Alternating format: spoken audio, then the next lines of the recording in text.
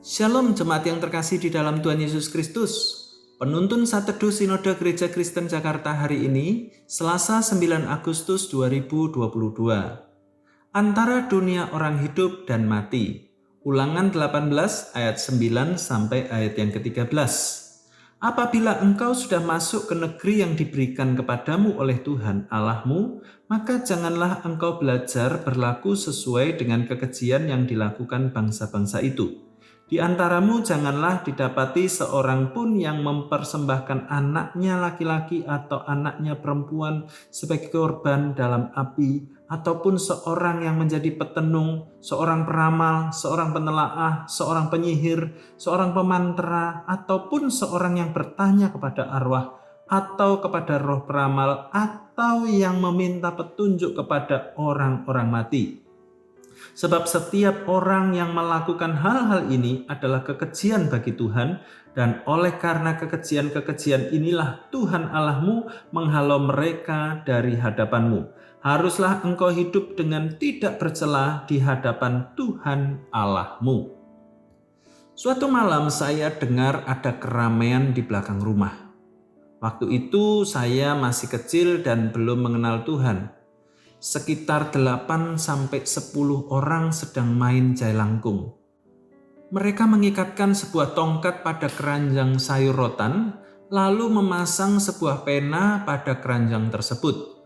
2 orang bertugas memegang tongkat yang terikat dengan keranjang. Mereka mengucapkan mantra untuk mengundang roh. Jika keranjang terasa lebih berat dari seharusnya, itu pertanda roh halus telah datang. Ini adalah permainan yang biasa dilakukan oleh orang muda iseng pada waktu itu. Nas renungan hari ini merupakan peringatan Tuhan untuk orang Israel.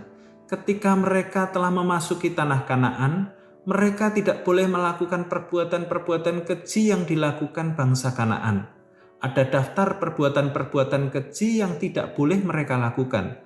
Tuhan melarang dengan tujuan menjaga umatnya tidak jatuh dalam dosa.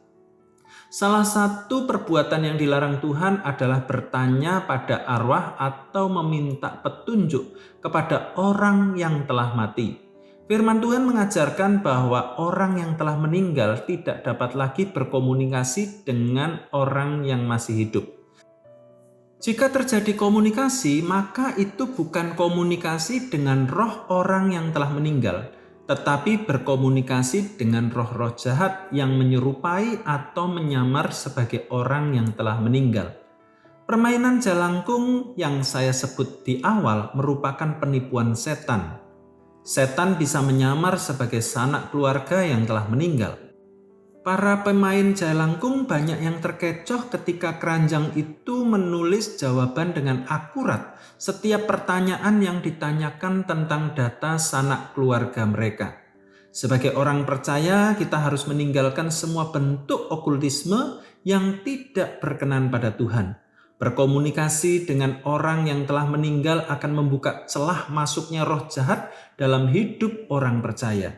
Orang percaya jangan sekali-kali terlibat dalam permainan jailangkung atau sejenisnya.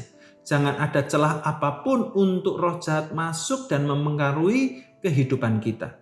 Keluarga yang meninggal dalam Tuhan telah menetap bersama Kristus. Semua kebutuhannya telah disediakan Tuhan di tempat kemuliaan. Karena itu, waktu ziarah kubur kita tidak membawa makanan, tapi hanya bawa bunga untuk mengenang saja. Bangunlah komunikasi dengan orang-orang yang masih hidup, bukan dengan orang-orang yang telah meninggal. Selamat beraktivitas, Tuhan Yesus memberkati.